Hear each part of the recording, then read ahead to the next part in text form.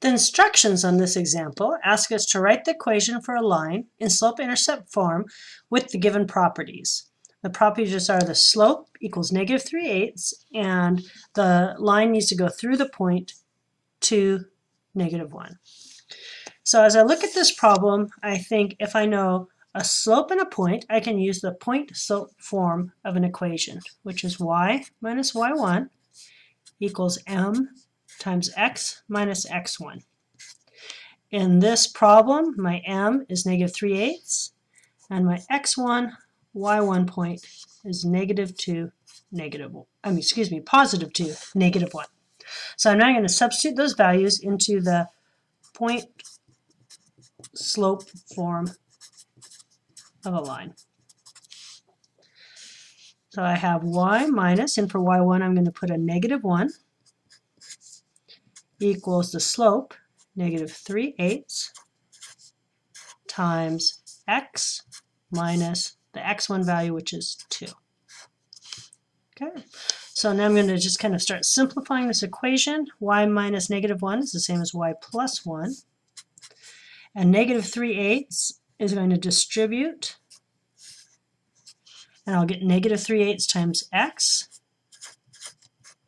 And a negative times negative gives me a positive 3/8 times 2. Let's see, if I have 3/8 times 2, I can do some canceling, common factor of 2 in the numerator and denominator, and just get 3/4. So now I'm trying to solve for y because the equation asked me to put the answer in slope-intercept form. So I know I want to get slope-intercept form, which is y equals mx plus b. So I need to get y isolated, so I'll subtract 1 from both sides. 3/4 minus 1 is like 3/4 minus 4/4, or a -1/4. I could use my calculator to do that, or I could do that simplification by hand. So now I have an equation that's in slope-intercept form. It has the slope of -3/8, and I've created it so it goes through the point 2, -1. If I wanted to do a check, I could come over and check and make sure the point 2, -1 was on this line. So I can have y equals -3/8 x minus 1/4.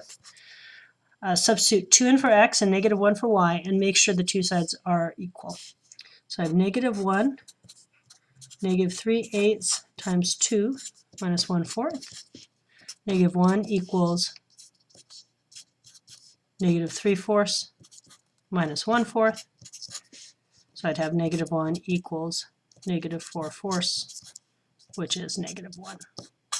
So it checks out.